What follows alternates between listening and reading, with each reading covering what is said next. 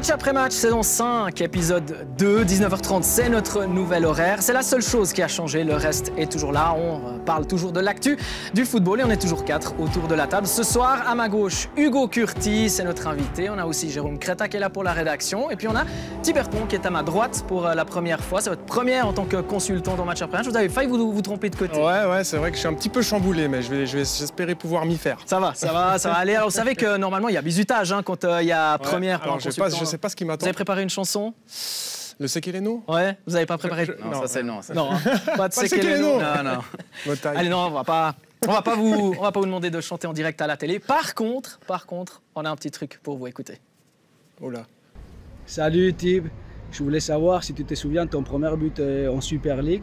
Pourquoi tu avais fait cette célébration? Si tu peux nous raconter ça. Merci. Alors là, c'était pas une chanson, mais c'était une petite danse uruguayenne. C'était à Lausanne? Voilà, c'était à Lausanne. C'est juste, C'était à Lausanne pour le derby. Ouais. Danse uruguayenne ouais. pour Mathias Keviez Une petite cumbia, on s'était dit qu'on allait faire ça avec Mathias, et puis voilà, c'est tombé, alors voilà. But de numéro 9. Hein. Ouais, alors un petit peu, c'est vrai. Un petit renard des surfaces, ouais. Voilà, la petite cumbia là. Rageuse, la cumbia. Ça, c'est un beau bizutage, magnifique. Voilà, c'était la petite minute pour Tiberton, mais on va pas s'arrêter là. On a un autre petit truc pour vous proposer d'écouter aussi. C'est parti. Salut Tiber, j'espère que tu vas bien. Alors moi j'ai une question pour toi. C'est est-ce que tu penses avoir passé plus de temps dans ta vie à t'entraîner sur un terrain de foot ou bien à passer ton temps sur un terrain de tennis? Parce que voilà, ces derniers mois, c'est vrai, ces dernières années depuis que tu es à la retraite, je crois que je t'ai vu plus souvent sur un terrain de tennis qu'au bord des terrains de foot. Donc voilà, je me demandais si tu n'avais pas raté ta vocation. Au fond de toi, est-ce que tu n'es pas un tennisman oublié? Est-ce que tu n'as pas raté ta carrière de tennisman? Allez, je te souhaite une bonne soirée. Peut-être, peut-être, qui sait. Non, c'est vrai que j'adore le tennis et j'y jouais déjà avant quand j'étais jeune, mais comme ça pour m'amuser. Et puis là, depuis que j'ai arrêté le foot, effectivement, pour s'entretenir, parce que sinon, ça va vite.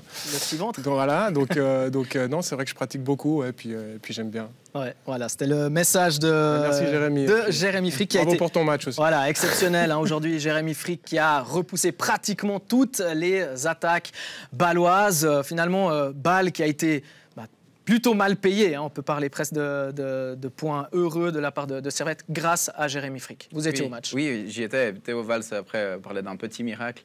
Je pense que c'est même un gros miracle. C'est le seul tir cadré servettien de l'après-midi. Donc, ouais, je pense qu'il n'y a pas photo. J'étais surpris par Bâle qui, en sentait 2-0 arriver, puis ils se font surprendre comme ça. C'est incroyable qu'ils se découvrent autant.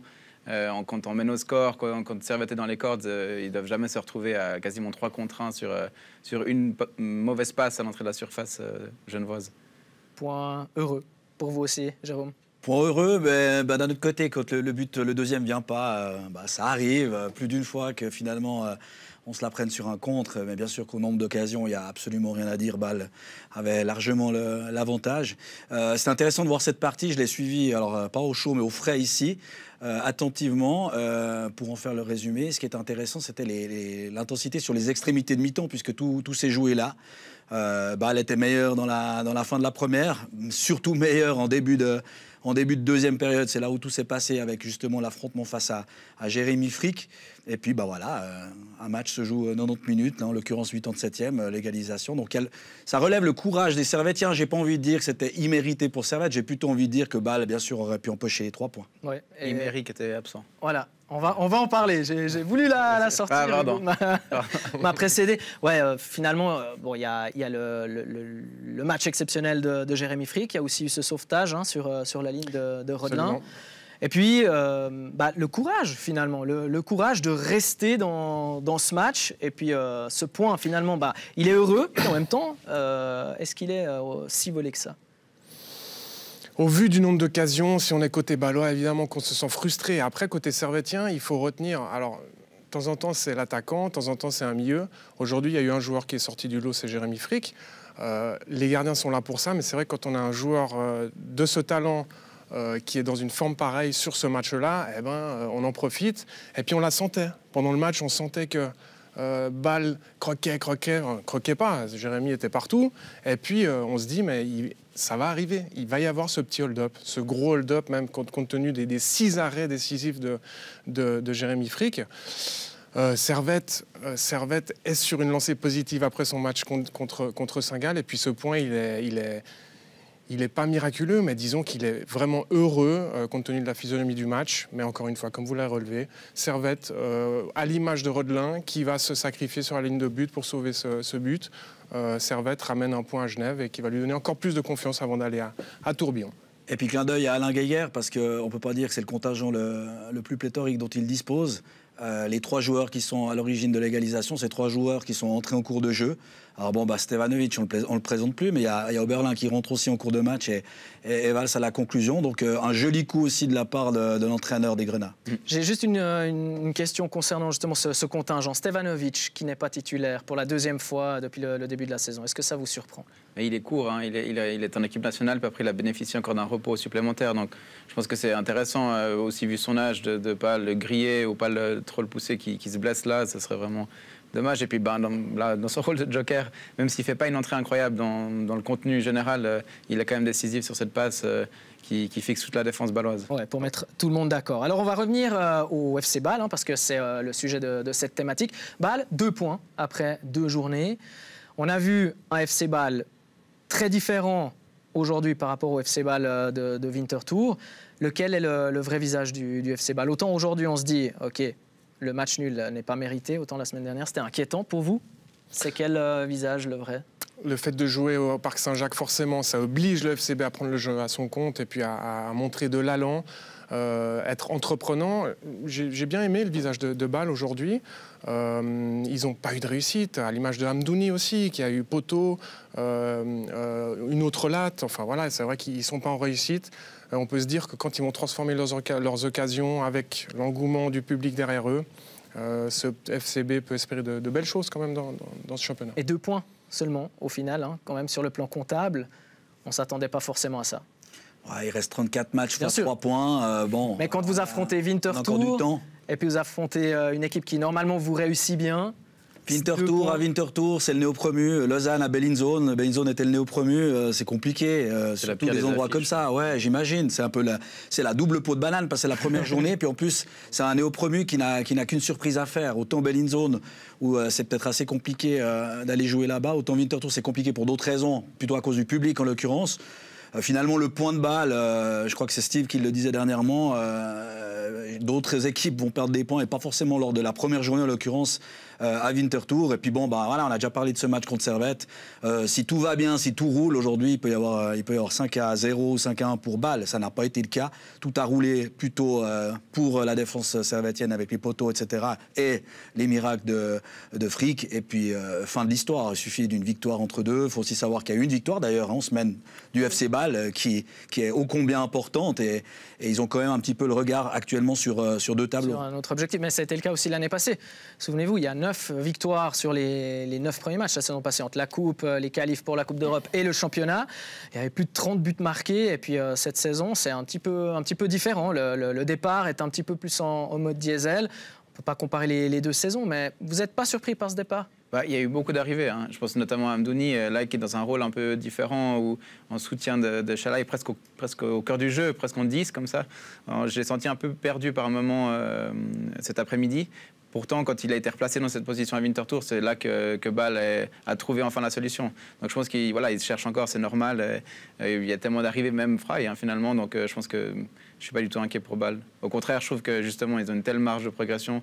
Quand on voit la force offensive qu'ils ont aujourd'hui, c'est plutôt impressionnant. Ouais, effectivement, c'est vrai que Bâle, avec les transferts qu'ils ont faits, il ne faut pas s'attendre à un Bâle qui a plein d'automatismes et puis qui se trouve les yeux fermés. Ça va prendre un petit peu de temps. C'est que le temps dans le foot, il n'y en a pas beaucoup. Pour l'instant, ils n'ont que 2 points. Il va falloir vite aller chercher des points, évidemment, du côté du FCB. Mais moi, en tout cas, personnellement, je crois en le potentiel sur le long terme de ce FC Bâle. Jérôme? Moi, j'en fais toujours mon favori à la 2e place cette année. Le FC Bâle, malgré ces 2 points. 2 points, ça veut dire, donc ici 2 matchs nuls, c'est aucune victoire, mais c'est aucune défaite. Ouais. Bien.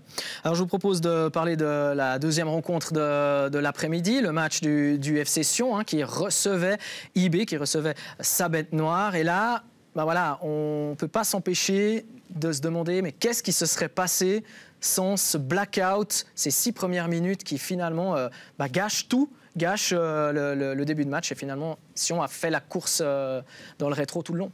Ouais, 320 secondes, je crois, entre les 2 goals, c'est incroyable. Bon, le premier, voilà, mais c'est surtout le deuxième qui me dérange, où Kanga est vraiment tout seul. Ouais, d'un côté, on peut se demander si, mais d'un autre côté, Sion, vraiment, c'est une erreur professionnelle, une faute professionnelle de faire un tel début de match. Jérôme, vous étiez aussi... Je pense que, ouais, il y a eu des satisfactions lors de la première journée. Pour moi, il y en avait 3. Il y avait les balles arrêtées offensives, puisque les goals viennent là-dessus. Donc ça, c'était une agréable surprise, parce que Sion n'a pas été forcément très fort ces dernières années sur ce plan-là. Et puis, on a eu les nouvelles recrues qui ont fait leur match, et puis on a eu l'état d'esprit. Je pense qu'aujourd'hui, on peut garder l'efficacité, la volonté qui est saine, qui est bonne des nouvelles recrues. On peut garder aussi aujourd'hui, je trouve, l'état d'esprit du FC Sion. Par contre, on a remplacé la mauvaise entame de match. La mauvaise entame de match a remplacé en fait l'efficacité sur les balles arrêtées. Il y en a eu des balles arrêtées, mais voilà, ça n'a pas passé aujourd'hui. À la place de ça, on part à -2 après 5 minutes contre probablement le grand favori de ce championnat. Donc déjà de partir à -2 contre n'importe qui, c'est compliqué, parce qu'après l'équipe évidemment va pouvoir reculer et puis attendre. Et puis là, quand c'est contre IB, il n'y a pas de miracle. La marche était trop haute après pour revenir. Ce qui est dommage, c'est qu'on se dit avant les matchs, mais les gars, le premier quart d'heure, on montre qu'on est là, les duels, l'agressivité, on est devant notre public, on n'a rien à perdre. C'est contre IB, l'ogre de ce championnat. Et puis tu te retrouves mené après 5 minutes 2-0. Et ça te pourrit le match, quoi. Après, c'est clair que IB, bon, même sans trop forcer, ils ont géré. La physionomie change complètement. C'est un match qui est faussé, entre guillemets, du côté du FC Sion. Ils ont essayé. Si Gaëtan Carlon marque le 2-1, on ne sait jamais. Une fin de match folle, mais ça n'est pas passé. Et puis IB, on a l'impression qu'ils étaient quand même ils ont géré quand même assez tranquillement cette avance de 2 buts. On a vraiment l'impression que le plan de départ a sauté très vite et qu'après on s'est retrouvé avec ce scénario-là. Mais malgré tout, Sion n'a pas fait un mauvais match. Il y a ce faux départ et sur le reste de la rencontre, on a vu des choses intéressantes. Ouais, ils auraient pu s'écrouler, s'énerver. C'est vrai qu'ils sont quand même restés dans leur match, même si c'était faussé ce début. Mais j'ai trouvé intéressant aussi, par exemple, on parlait des recrues à Lugano, aussi dans l'état d'esprit. Donc, non, je pense qu'effectivement, même si on regarde le score, on se dit ils ont été ridicules, ils se sont fait marcher dessus. Je pense que tout n'est pas à jeter, même s'ils en prennent quand même 3. Souvenez-vous la saison dernière, contre Bâle, quand ils explosent complètement 6-1, Bâle qui avait mis 5-1 à Servette, 6-1 à Sion. Et finalement, aujourd'hui, on a quand même vu un comportement où on avait des joueurs qui refusaient d'être débordés. Et ça, c'est plutôt une bonne chose. C'est une chose que Paolo Tramezzani met en place. Une équipe avec du caractère. Le visage n'a rien à voir avec il y a exactement 12 mois en arrière, c'est certain. Pour la petite histoire, après le 6-1 pris à la maison contre le FC Bâle, Sion avait gagné contre IB à Tourbillon. 1-0. Le match d'après. Bon, voilà, la situation n'est déjà plus comparable non plus sur le plan comptable. On se souvient qu'après cette victoire contre Young Boys, ils avaient enchaîné 4-5 matchs sans défaite. Et puis après, on connaît la fin de saison au final du FC Sion. Donc de tirer des enseignements pour cette équipe-là, on le sait trop bien, ça ne sert à rien après un match ou 2. C'est clair qu'après la belle victoire du Cornaredo, qui n'est pas simple non plus, un match nul contre IB aurait été fructueux, parce que 2-4 avec ces deux équipes-là, c'est pas mal. Il n'y a pas. Et puis il y a un goal average qui est négatif pour l'instant, mais voilà, là aussi il reste 34 matchs. Voilà, il y a un match la semaine prochaine à Tourbillon avec la réception de Servette. Hugo, vous vouliez parler. Oui. Je vous pose juste une question, puis je vous donne la parole ensuite. Qu'est-ce que vous diriez aux supporters de Sion qui nous disent, voilà, ça c'est Sion, on se réjouit, on est tout en haut la semaine dernière, dimanche dernier, lundi on va au travail, on est super content, et puis là, de nouveau, ça redescend. C'est difficile pour eux, ils ont besoin d'être rassurés. Faites-leur plaisir. Ouais, c'est du noix quand même. Hein. C'est vrai que la stabilité est souvent éphémère en Valais. Mais bon, là, je pense que c'est le début de saison. Il y a aussi plein de choses qui sont encore qui sont en train d'être mises en place. Donc, c'est pas un souci. Moi, je pense qu'une des bonnes nouvelles, paradoxalement, à Sion, c'est ce mercato où il y a eu beaucoup de départs. Parce que c'était souvent un effectif pléthorique. Qu'on travaillait toute la semaine avec plus de 30 joueurs. C'est impossible. Là, ils ont réussi à faire partir beaucoup de joueurs, soit en prêt, soit définitivement. Et je pense que ça, c'est une bonne chose pour Tramezzani aussi, pour pouvoir travailler avec un groupe plus resserré. Voilà, peut-être aussi plus soudé, plus où ça devient, les contours sont moins flous. Donc je pense que ça, c'est une bonne nouvelle. Oui, et la preuve, il a pu commencer, il a commencé ce match aujourd'hui avec la même équipe que la semaine dernière. Ce qui était logique, parce que quand même d'aller chercher un résultat chez un Lugano qui a été très fringant, on s'en souvient avec aussi cette victoire en coupe la saison passée, c'était quand même logique de reconduire les 11. Mais c'est assez rare à Sion, finalement. C'est assez rare, absolument. J'allais y venir. Non, mais c'est vrai que d'avoir 30 joueurs comme certaines saisons, on ne peut pas travailler, quoi. C'est pas possible. Quand tu es entraîneur, il faut avoir un groupe quand même de 18 avec peut-être 5, 6, 7 jeunes, je ne sais pas, où tu peux vraiment travailler dans la sérénité et puis avoir une certaine stabilité. Et puis c'est ce que Sion essaye, on dirait en tout cas, de mettre en place pour cette saison. Surtout, ça faisait pas mal d'années qu'on se le disait aussi en Valais, il faut dégraisser. Mais ça fait 3 ans qu'on le dit. Là, ils ne l'ont pas dit, ils l'ont fait. Alors ça, c'est vraiment la bonne nouvelle, je pense. Après, bon, on attend encore peut-être quelques arrivées, une dont on parle, mais cette arrivée-là dont on parle, elle, comme dit le président, pourrait en amener d'autres. C'est ça qui est intéressant. C'est pas un joueur en l'occurrence, au-delà de la vente des maillots, mais c'est surtout pour pouvoir encore concrétiser des autres transferts qui seraient un petit peu entre deux pour venir en Valais. Surtout derrière, pour moi, même si Cavaré, pour l'instant, est une bonne surprise, je trouve.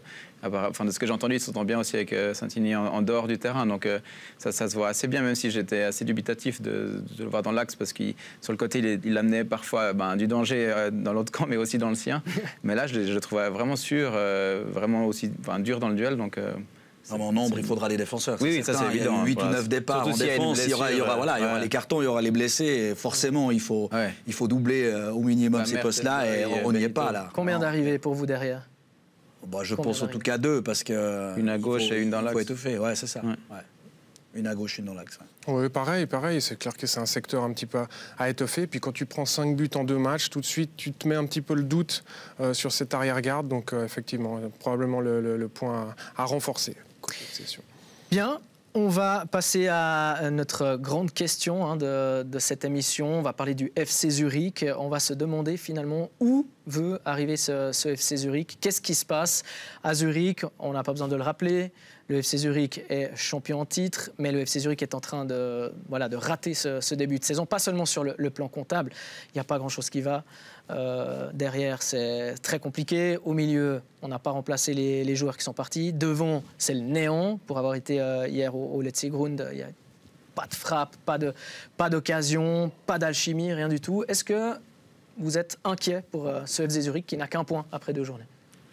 Moi, oui, mais c'est comme un groupe de rock qui fait un super premier album que personne n'attendait. Le plus dur, c'est toujours le deuxième album. Et puis là, on voit qu'en tout cas, les premiers morceaux sont compliqués. Non, mais si on regarde simplement les joueurs qui sont partis, même un Doumbia, qui pour moi était le joueur peut-être le plus sous-coté de cette Super League, clairement, les départs n'ont pas été remplacés. Et puis là, cette euphorie est passée, le staff aussi est parti.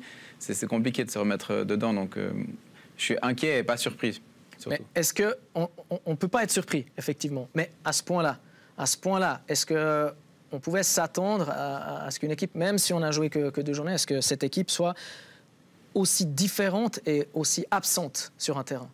Ils perdent contre IB, de nouveau archi-favori, 4-0. L'année passée, lors de la 5-6e journée, donc plus ou moins en même temps, à quelques journées près, il y avait aussi eu 4-0 pour IB contre Zurich. Bon, c'est la suite. Alors oui, le départ de saison n'était pas le même parce que Zurich avait commencé avec plusieurs victoires consécutives. Mais moi, je pense qu'il y a tout autant de gens qui, avant la première journée, ne mettaient pas Zurich comme favori, que maintenant. Je ne pense pas que le pronostic des gens ont changé par rapport à ces 2 premières journées. Alors, le départ est manqué, ça on ne peut pas le nier, parce que une grosse défaite, même si cette défaite-là, elle était peut-être un peu sévère, il y a un pénalty manqué, de nouveau le match peut tourner un petit peu différemment. Là, il y a un match nul contre Lucerne à domicile, mais il faut se rappeler que la dernière journée du dernier championnat, même s'il n'y avait plus d'enjeu pour Zurich, mais quand même, c'est un champion. Ils perdent à domicile contre Lucerne, qui, lui, devait certes se battre pour arracher le barrage. Mais au-delà de ça, c'est pas une surprise. Mais vous perdez le match d'ouverture. Vous perdez le match d'ouverture, vous avez Lucerne à la maison pour vous racheter tout de suite. C'est presque l'adversaire idéal. C'est presque l'adversaire idéal. Bien sûr. Pourquoi est-ce que ça se passe comme ça? On ne sait jamais s'il y a un adversaire idéal, mais c'est vrai que c'était un adversaire en tout cas abordable pour se mettre en confiance et puis gagner, puis commencer une série. C'est ce que je craignais un petit peu de ce FC Zurich, c'est que quand on a un titre de champion, on a marché sur l'eau pendant 12 mois, et puis qu'on est de retour à la réalité, préparation, reprise du championnat, changement d'entraîneur. L'entraîneur, il avait soudé le groupe, un groupe dont il a tiré le nectar, on l'a déjà dit, le nectar absolu, parce que compte tenu des qualités, quand même, on s'y attendait pas. C'est une équipe qui a fini 5e et 6e, je crois, les championnats d'avant, hein, si on regarde un petit peu. Donc je craignais un petit peu ce retour à la réalité pour le FCZ, et puis pour moi, des départs qui n'ont pas été vraiment compensés. Hein. Cizey, voilà leur meilleur buteur, Doumbia qui était la pierre angulaire, que ce soit au niveau de la percussion depuis le milieu de terrain jusqu'à l'attaque, il amenait quand même le ballon plus loin.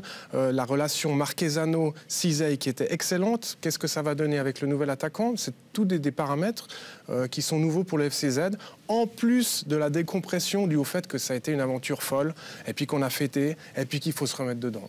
Tout ça additionné fait que... Il ne faut pas oublier les qualifications pour la Coupe du Monde, la Ligue des Champions, pardon, avec voilà, un long voyage en Azerbaïdjan, et puis il y a ce match mercredi qui vaut des millions, mais aussi, Zemaili le disait dans Blick hier, que c'est dans les têtes, c'est humain, c'est compliqué de penser qu'à Lucerne. Je pense qu'il y a aussi quelques éléments. Et puis Lucerne, pas si facile parce qu'ils ont quand même fait un deuxième tour extraordinaire. C'était leur premier match. C'est ça. Ils sont sur une série assez incroyable. Ils prolongent l'entraîneur. Il y a tout d'un coup une émulation qui retrouvée. Donc c'était peut-être aussi un peu une peau de banane finalement Lucerne. Bon, finalement, je vois que vous n'êtes pas complètement d'accord avec moi, mais est-ce qu'on peut déjà tirer quelques leçons quand on regarde le comportement du nouveau coach, le fait qu'il cherche encore énormément, il cherche ses marques, il n'a pas trouvé les réponses à ses questions, il veut jouer à 4 derrière, finalement il passe à 3, on se rend compte que ça marche mieux à 3 qu'à 4, mais il choisit quand même de jouer à 4. On a l'impression qu'il est un peu perdu. Même quand on lui a tendu notre micro, on n'avait pas l'impression de voir le Brighton Reiter qui prenait de la place, qui avait ce charisme. Là, on a plus un Franco Foda un peu renfermé, qui s'excuse presque d'être là. Mais il n'a pas hérité du même bébé que Brighton Reiter. Tout a tourné bien après, en plus, pour Brighton Reiter. Parce que même avec les joueurs de la saison passée, on ne s'attendait pas forcément, évidemment, à ce que Zurich soit champion. Moi, j'ai envie d'attendre le match de mercredi, parce que ça peut lancer. C'est un match ô combien important pour la Suisse, pour les points évidemment, pour Zurich, pour la qualification, et pour démarrer véritablement la saison, pour marquer le premier but déjà, parce qu'il y a un problème à ce niveau-là. Donc 180 minutes. Ouais, alors justement, on peut être inquiet alors par rapport au contenu, par rapport à la phase offensive, plutôt que vraiment au résultat. Finalement, un match aller 1-0, voilà, c'est pas, il y a 0 but à l'extérieur, mais ça maintenant on s'en fiche. Donc attendons mercredi et les réactions de ce nouvel entraîneur. Après, pourquoi pas une victoire et des choses qui tournent bien. Alors là, vous parlez effectivement du contenu offensif. Effectivement, ça fait 180 minutes en Super League plus le match d'Europe. Donc il y a le contenu offensif, il y a le milieu de terrain aussi qui a de la peine à s'exprimer. Derrière, on a vu des choses catastrophiques hier également. On ne peut pas tout mettre sur la tête de l'entraîneur, mais on sent que les joueurs ne comprennent pas encore le message que leur entraîneur essaie de leur faire passer. Ça doit être réglé très rapidement. Bien sûr, bien sûr. La base d'une équipe, si tu veux un petit peu voyager dans un championnat tel que celui de la Super League, il faut avoir une base défensive solide. Là, le FCZ, c'est un petit peu inquiétant, mais surtout de la façon dont ils ont un petit peu renoncé à IB. Moi, c'est ça qui me fait dire que Zurich, attention cette saison. Ils vont à Saint-Gall, sauf erreur, le prochain match. Tout sauf facile, donc il ne faut pas que ça tourne au vinaigre. Et pour ça, il faut des points et très vite, parce qu'on sait dans le foot comme une spirale négative peut s'installer rapidement. Saint-Gall contre Sion, et puis à Winterthur ensuite, c'est le programme en Super League. Voilà, faut absolument réussir à régler tout ça.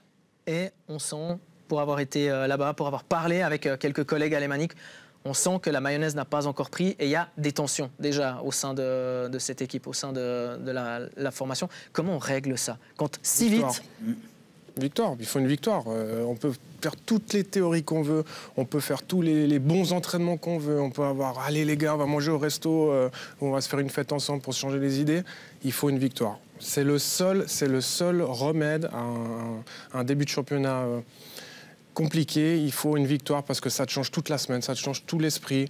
Tout d'un coup, l'entraîneur, on se dit « Ah, mais il a quand même fait des bons choix, peut-être tactiquement, regardez, ça commence à prendre ». C'est que les victoires qui donnent ce genre de sentiment dans une équipe. Ouais, et je pense que le match de mercredi, on en parlait avant, mais ce sera vraiment déterminant dans cette optique, parce que s'il se rate contre Karabakh, tout le respect que je peux avoir pour le championnat azéri, c'est quand même pas un géant d'Europe, donc soit justement ça renforce cette crise naissante, soit au contraire ça pourrait être justement un pas dans la bonne direction en tout cas. Ouais, Karabakh contre qui il y a eu but, hein. Finalement il y a eu un but au match aller, ouais. Enfin, il n'y a pas eu 0 but, voilà, c'est ça que je voulais dire. Est-ce que finalement si ce match de mercredi n'est pas soldé par une victoire, est-ce que là on part dans une spirale négative et puis on part dans un truc où on a de la peine à revenir? En tout cas, le déplacement à Saint-Gall sera compliqué avec une élimination des qualifications de la Champions League, parce qu'après il serait basculé dans une autre ligue, mais ça c'est encore autre chose. Mais je pense que le déplacement à Saint-Gall serait d'autant plus périlleux, et puis bah voilà, pourquoi pas 3 défaites en championnat suite à l'élimination potentielle, que j'imagine pas, que j'espère pas, mais qui est quand même possible. Et puis après, vous avez dit le calendrier, mais je pense que le calendrier, de toute façon, dans les journées 1, 2, 3, 4, 5, c'est ça qui est beau dans le début d'une saison, c'est que tout le monde a des espoirs, et puis finalement, c'est pas quel est le bon calendrier. Est-ce que c'est bien d'aller justement jouer chez le néo-promu, de recevoir le champion, de recevoir IB, de se déplacer à Sion, ou j'en sais rien. Donc il y aura encore plein de surprises, mais effectivement, Tibère parle de la victoire qui peut tourner ça, et ils ont la possibilité d'en obtenir 2 dans la même semaine. Donc ils ont l'occasion de remonter le plus vite possible sur le cheval, et plutôt 2 fois qu'une en l'occurrence pour cette semaine. Ouais. Zemaili parlait de rêve pour cette qualification, donc je pense que ça montre un peu, en tout cas, même un Zemaili qui a quand même pas mal bourlingué, beaucoup vécu de choses, il en rêve encore, donc je pense que, en tout cas au niveau psychologique et des émotions d'un groupe, je pense que c'est clairement ça qui peut jouer. Déjà un match décisif, vous les voyez passer? Oui, quand même. Je pense qu'ils sont chanceux là-bas, ils s'en sortent bien. Donc ça peut... Enfin, à 2-0, ça aurait pu être plus compliqué. Mais là, le penalty qui peut-être qui changera l'histoire, le scénario de cette double confrontation. Le penalty dans les dernières minutes.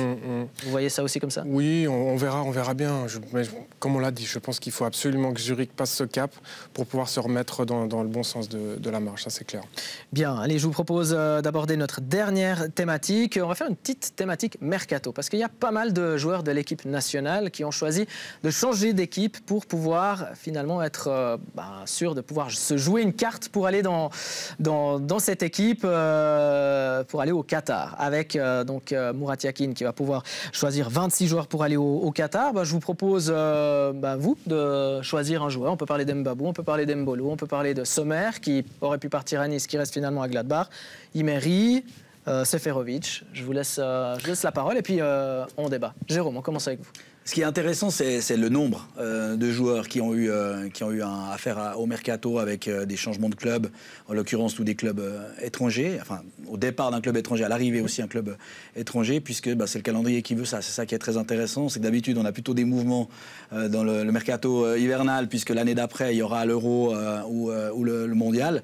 Là c'est intéressant, ça se passe l'été, c'est en début de saison, et le résultat c'est qu'il y a eu énormément de changements ces derniers jours, parce que en novembre on va être compétitif.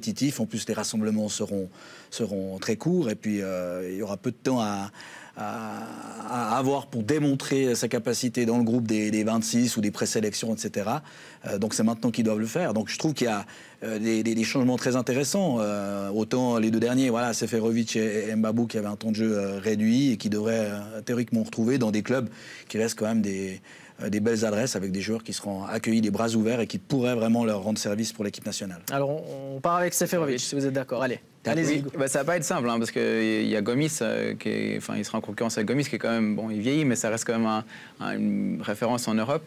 Sa chance, c'est que Galatasaray était, je crois, 13e la saison dernière. Donc, des pires résultats de son histoire. Voilà, ça peut difficilement être pire. Il y a, je pense, beaucoup d'attentes. Donc, s'il marque un 2 goals à domicile, il va vite être adoubé. On a vu son accueil à l'aéroport, tellement brillant que sa petite fille doit se couvrir les oreilles. Donc, je pense que voilà, lui qui a parfois pas toujours été aimé, disons, en Suisse, s'il se nourrit de ses émotions et qu'il arrive à en donner, ça pourrait bien fonctionner. Seferovic, c'est le genre de joueur finalement qui est sûr d'aller au Qatar, mais il a juste besoin de jouer pour pouvoir être compétitif au bon moment. Vous êtes d'accord avec ça? Je suis d'accord, j'aimerais juste différencier peut-être le poste de numéro 9 à un autre poste. Là, en équipe suisse, j'ai le souvenir d'Alex Frey, qui est entraîneur maintenant du FCB, qui ne jouait plus au Stade Rennais. Il avait fini meilleur buteur sa première saison, sauf erreur, et ensuite il ne jouait plus. Et que Bikoun l'appelait tout le temps, et il répondait tout le temps présent.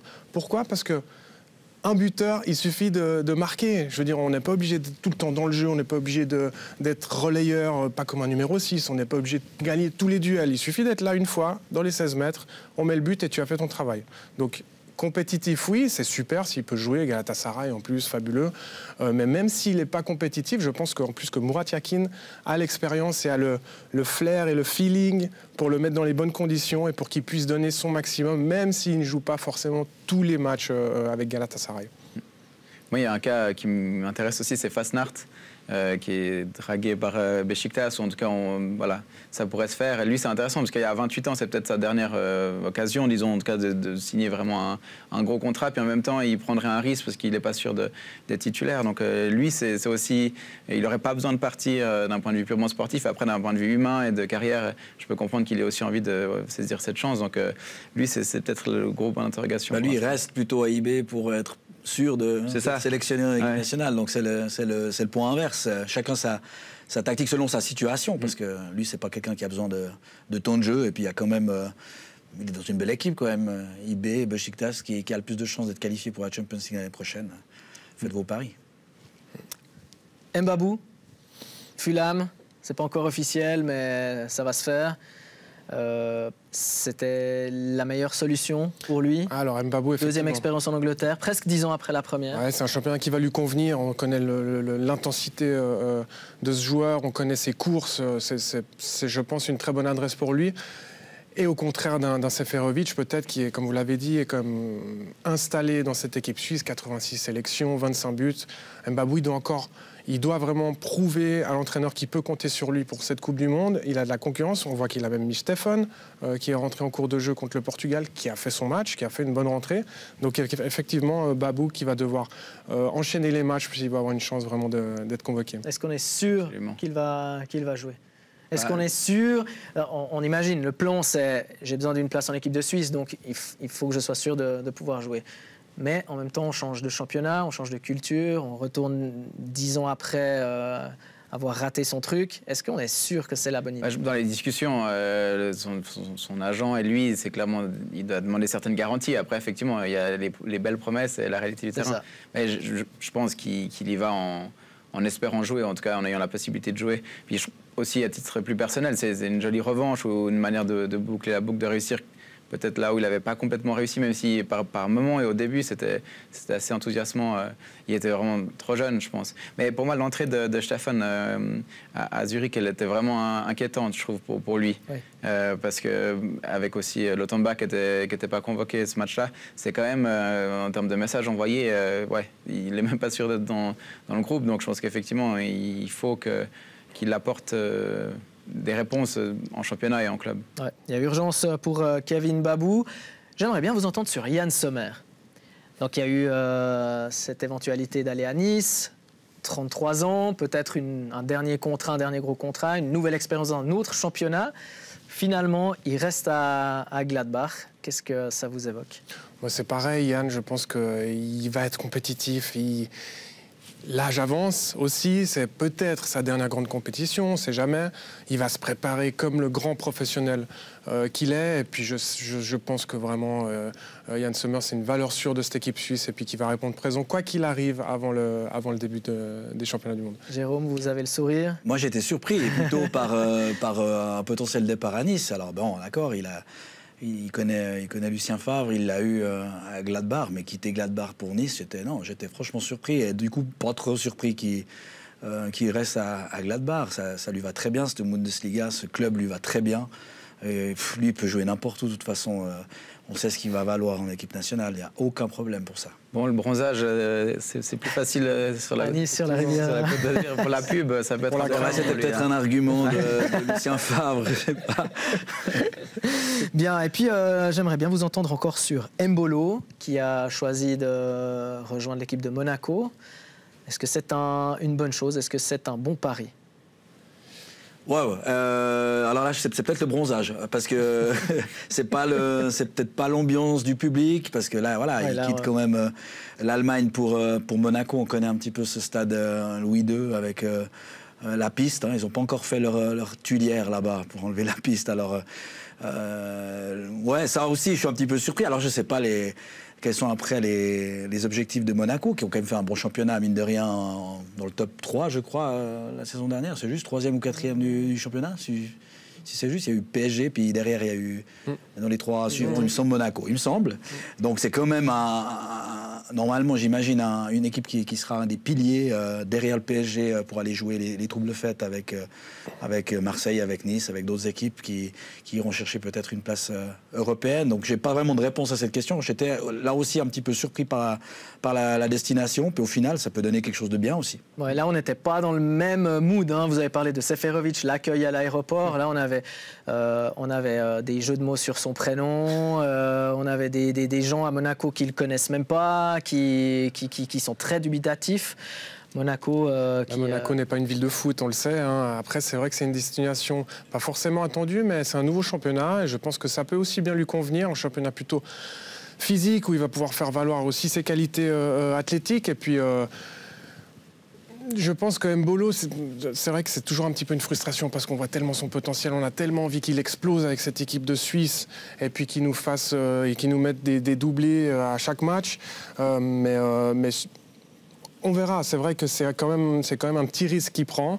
C'est quand même une équipe compétitive, effectivement, où il y a beaucoup de concurrence, où il y a des moyens, où ils ont de l'ambition, mais c'est un garçon qui a aussi de l'ambition. Et puis si les choses tournent bien pour lui, il arrivera vraiment en pleine confiance, pour le coup, en Coupe du Monde. Voilà, avant d'ouvrir le dossier Imeri, j'aurais bien voulu vous entendre justement pour tous ces joueurs, ce changement, à part Yann Sommer, ce changement d'un championnat étranger à un autre championnat étranger. Est-ce que c'est pas risqué de tenter? Oui, c'est risqué de toute façon parce qu'il y a de toute façon un temps d'adaptation. Avec le temps qui reste, je veux dire. Voilà, exactement. Donc on a quelques mois avant la Coupe du Monde pour se mettre tout de suite dans une autre culture, dans une autre ville, un autre environnement. Et c'est vrai que c'est de toute façon un petit risque que les joueurs prennent en changeant de pays.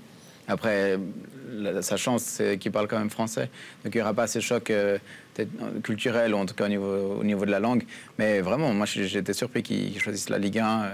Après, bon, peut-être pour les raisons fiscales aussi, mais je suis quand même étonné. Ouais, vous l'auriez vu où, peut-être, ailleurs? Toujours, enfin, rester en Allemagne, dans une autre équipe? En Bundesliga, c'est ça, exactement. Ou peut-être en Angleterre, chez un néo-promu. Mais c'est vrai qu'il me semblait qu'enfin, il avait réussi à avoir ce statut en Allemagne, qui est comme un championnat spectaculaire, où on peut s'amuser quand on a un joueur de son type. Donc non, je suis vraiment étonné. Ouais. Monaco qui a bel et bien terminé 3e au terme de la saison dernière. Alors, on ouvre le dossier Imeri, messieurs. Voilà, on sait qu'il y a ces rumeurs, déjà ces discussions avec Bruges. On a un joueur qui est en fin de contrat au terme de cette saison, qui peut donc partir gratuitement au terme de la saison, qui peut déjà signer, s'engager avec un club à partir de janvier prochain. Cette situation, elle est quand même super compliquée pour le joueur, pour le club. Surtout parce qu'elle dure, en fait. Au début, elle a été très claire. Voilà, il a dit qu'il voulait partir. Le club allait le laisser partir s'il y avait une offre qui était bonne. Et puis depuis, ça stagne. Et puis là, il a mis une photo sur les réseaux sociaux avec le maillot de Servette. On se dit, ah tiens, est-ce qu'il reste? Mais après, son agent calme tout le monde dans le matin dimanche en disant qu'il ne va pas prolonger. Donc, ouais, c'est ça un peu qui est dérangeant. C'est pas le fait qu'il veut partir, parce que c'est légitime. On parlait déjà d'un départ en hiver. Mais ce qui est un peu gênant, c'est plus le fait que c'est en train de pourrir, comme le dit en titre le matin dimanche. Alors comment est-ce qu'on se sort d'une telle situation? Parce que ça va devenir toxique et au bout d'un moment, peut-être que Servette va se retrouver coincé parce qu'il n'y aura plus assez de temps pour réussir à gagner un peu d'argent et du coup, le club va l'acheter à un prix peut-être moins élevé. Comment on va se sortir de cette situation? C'est le jeu pour les clubs, c'est le jeu, c'est comme ça. Mais moi, c'est plutôt pour le joueur qu'il faut s'inquiéter. Parce que déjà, Bruges, c'est pas la destination la plus clinquante. Je sais pas pourquoi on part un peu. Il y a eu Puertas, il y a eu Thomas. Alors c'est pas des joueurs de l'équipe nationale. Hein, on est d'accord. Oui, alors il y a ça. C'est clair que ça peut attirer, mais ça reste Bruges. voilà, moi j'aime bien ce palier, surtout maintenant on n'a plus un seul club palier en Suisse. Ça reste un palier suisse. Ouais, vous aimez le palier suisse, voilà, vous imaginez parce qu'il y a de la place maintenant. Avant, c'était qu'une équipe, maintenant c'est peut-être 2, voire 3, parce qu'il y en a une troisième, même si elle est moins forte cette année, qui joue aussi les qualifs, il n'y en a qu'une, hein, les qualifs de la Champions League, bref, on en a déjà parlé. Moi je suis un petit peu surpris par ça, et puis surtout, alors justement, au niveau du timing, que ça traîne, ça sera plutôt néfaste. Ça peut être néfaste pour le club, mais ça j'y pense un petit peu. Moi c'est surtout pour ce joueur qui était quand même depuis quelques mois en pleine bourre, qui a eu ses premières sélections et qu'on aimerait voir grandir encore un peu plus évidemment au sein d'un championnat, peu importe lequel, même si c'est belge, et bien sûr au niveau de la native. Ouais, vous êtes d'accord avec ça, Thibert? On est vraiment en train de lui pourrir la fin de cet été. Il va falloir prendre une décision. Ça ne doit pas être facile, ça ne doit pas être très tranquille. Ça ne doit pas être facile de quelque partie que ce soit du côté du joueur pour la destination, que ce soit du côté du club, parce que tout le monde doit bien sûr y trouver et doit s'y retrouver dans ses intérêts. Et puis, effectivement, on parle d'un jeune joueur. Alors là, on a parlé d'autres joueurs plus confirmés, mais là, c'est un jeune joueur, il doit jouer. Voilà, pour le coup, il doit jouer pour avoir une chance d'être convoqué pour la Coupe du Monde. Donc, il faut que ça se règle, ça c'est sûr. Il faut que ça se règle au plus vite pour qu'il espère avoir une chance d'être convoqué, bien sûr.